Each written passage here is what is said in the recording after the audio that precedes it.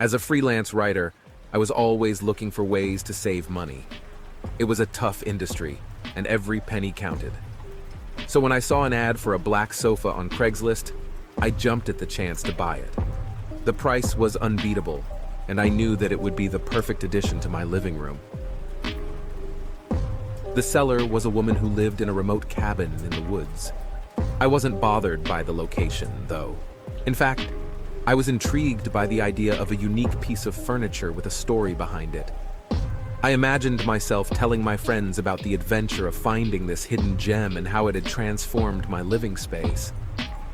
As I drove out to the cabin, I felt a sense of excitement building inside me. It was a beautiful day, and the winding road leading to the cabin was scenic. I imagined the sofa sitting in my living room, and I couldn't wait to see how it would look. When I arrived at the cabin, I was surprised by how remote it was. The nearest town was miles away, and there was no cell phone service. But I wasn't concerned. I was too focused on the black sofa waiting for me inside. The paint was peeling and the windows were boarded up.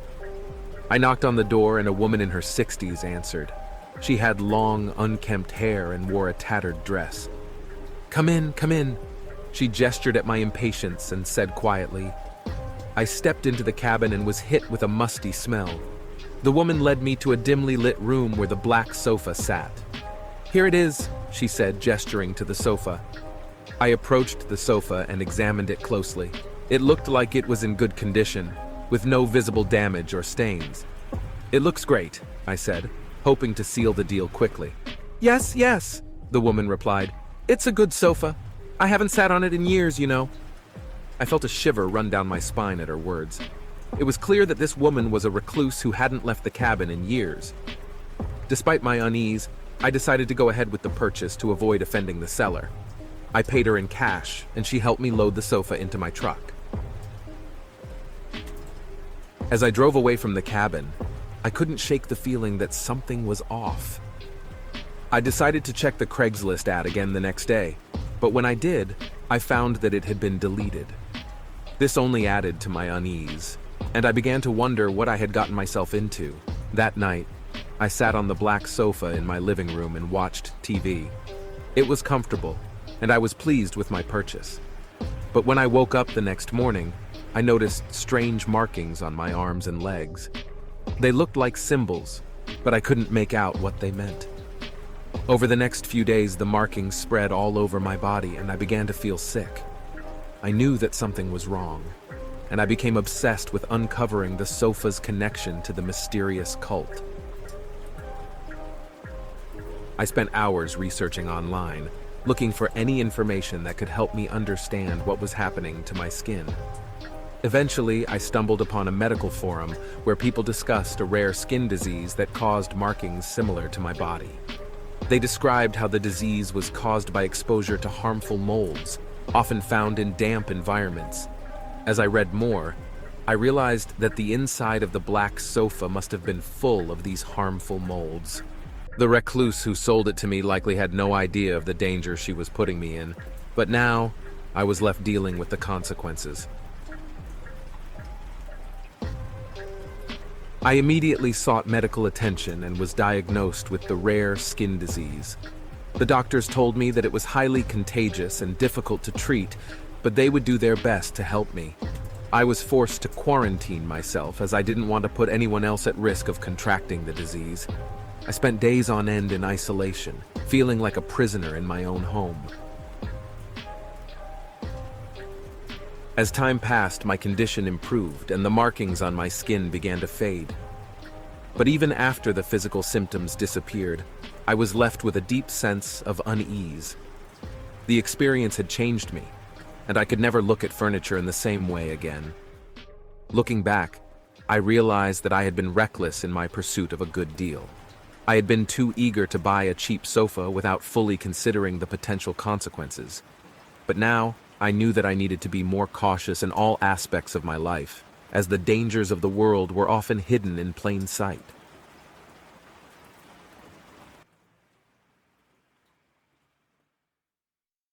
I was browsing through Craigslist website one evening when I stumbled upon an ad for 2 Chinese vases with a beautiful floral design. They looked just like my grandma's old vases that I had loved as a child, so I decided to buy them anyway, even though they were quite expensive. "I'm sorry, but we don't offer shipping for antiques," the salesman said angrily with an Oriental accent on the phone. "You'll have to come in person to pick up the vases." The location was in a remote area, a bit far from the town, but I didn't mind since I was excited to see the vases in person.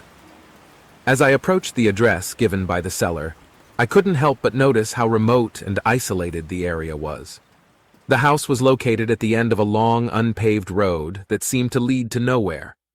The sun was setting and the orange sky made the surrounding landscape look like something out of a painting. As I parked my car, I took a deep breath and got out, trying to shake off the feeling of unease that was creeping up on me.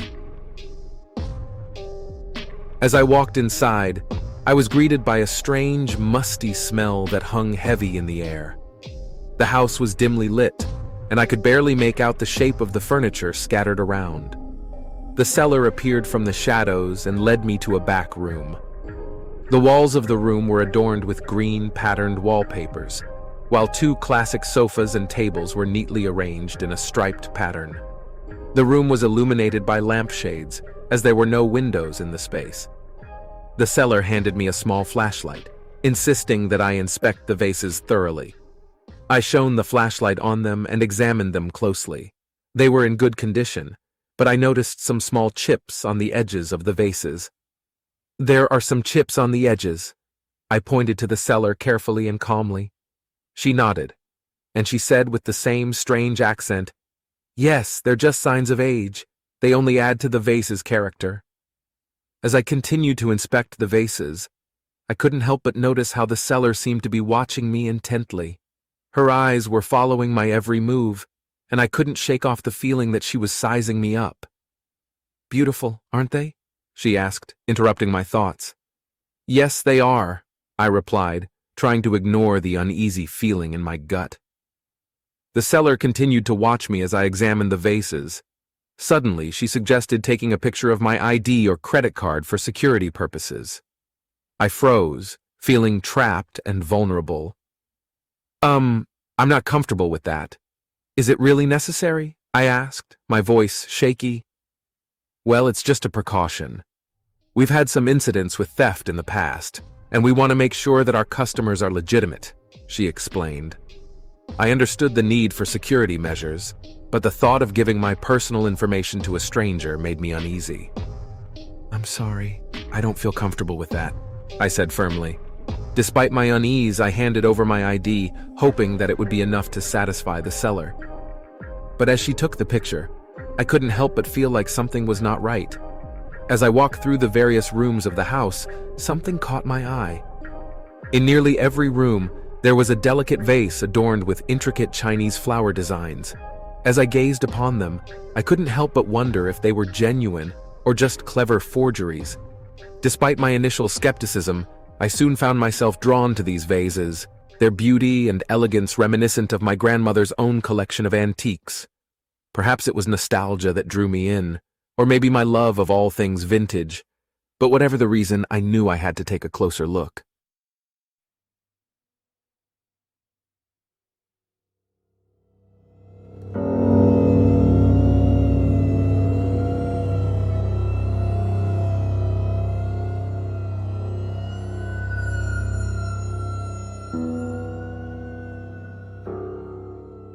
The sound of hushed whispers caught my attention as I wandered deeper into the shop. My eyes darted around, searching for the source of the mysterious conversation. And then I heard it. The voice of the seller, speaking in a low tone about the smuggling of precious works of art. My heart pounded in my chest as I realized the gravity of the situation. Had I stumbled into a den of thieves? My mind raced as I tried to make sense of the situation. And then I remembered the strange way the seller had been eyeing my documents, taking a suspicious amount of time to scan them with a camera. My instincts told me to leave immediately, but I had to play it cool. I pretended to need something from my car and slipped out, keeping an eye on the shop as I made my escape. As soon as I was safely away, I dialed the police and reported what I had heard. But even now, Days later, I can't shake the feeling that I'm being watched. Did the seller catch on to my suspicions? Are they tracking me now? Every creak in the floorboards and every passing shadow sets my heart racing. I can't help but wonder, what kind of danger have I stumbled into? I had just arrived in Amsterdam and was excited to explore the city on a bicycle. It was my first time in the Netherlands, and I had heard that cycling was the best way to get around the city. I had always enjoyed cycling and was eager to explore the city on two wheels. After some research, I found a great bike at a reasonable price. The seller, who went by the name of Leo, had posted an ad online in Craigslist website, and we had exchanged several messages. I received a call from Leo, who suggested we meet for a bike sale at a hotel located in a forest outside the city. But as soon as he started speaking, I noticed that his voice sounded robotic, which made me feel uneasy. Leo sensed my hesitation and said, "I know it may sound a little strange, but I found the perfect spot for us to meet and test out the bike. It's a hotel in the forest and the scenery is breathtaking. You'll love it." I hesitated for a moment and asked, "Is it safe to go there? And why does your voice sound so strange?" Leo quickly reassured me, "Yes, it's completely safe. And my voice is like this because I'm using a new speech recognition software. I apologize for any inconvenience it may cause." I still felt uncertain about the location, but Leo's enthusiasm was contagious, so I finally agreed. "All right, I'll take your word for it. But let me share my location with a friend, just in case." Leo understood my caution and said, "Of course, that's a good idea, but trust me, once you're there, you'll forget all about your worries and enjoy the ride." Despite my worries about the location and Leo's robotic voice, I couldn't resist the opportunity to test ride the bike in such a beautiful setting.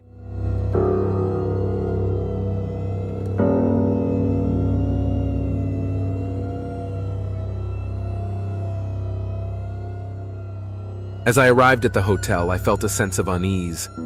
The hotel was abandoned and in the middle of the forest. It looked like it had been empty for years. I was thrilled to have found a quality bike at a great price, but my excitement turned into fear when I met the seller. He was a tall man with dark eyes and a quiet demeanor.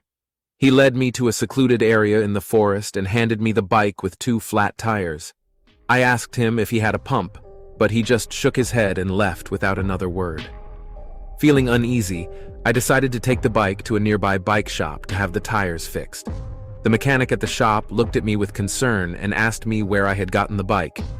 When I told him, he shook his head and said that the forest was known for strange occurrences and unexplained happenings. He urged me to be careful and to stay away from that area.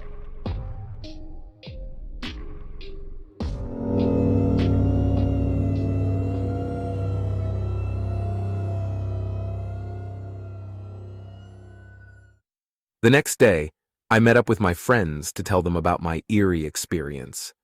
They listened with interest and concern, and then one of them mentioned something that made my blood run cold. "Did you say the seller's name was Leo?" she asked. I nodded, feeling a knot form in my stomach. "That's strange," she continued. "I heard that the abandoned hotel in the forest is cursed, and the owner's name was Leo too. He committed suicide there many years ago." I felt a chill run down my spine. Had I met a ghost? And why me? I couldn't shake the feeling that something strange and otherworldly was at play. Determined to investigate, I made my way back to the abandoned hotel. But when I arrived, I saw that the area was blocked off with police tape. A crowd had gathered, and I overheard snippets of conversation about a body found on the premises. I felt my heart racing as I tried to make sense of what was happening. Was it a coincidence, or was there something more sinister at play? I tried to get closer to the scene, but the police pushed me back, telling me that it was a crime scene and that I needed to leave. As I walked away from the hotel, I felt a sense of unease settle over me. Had my curiosity put me in danger? Had I stumbled onto something that I wasn't meant to see?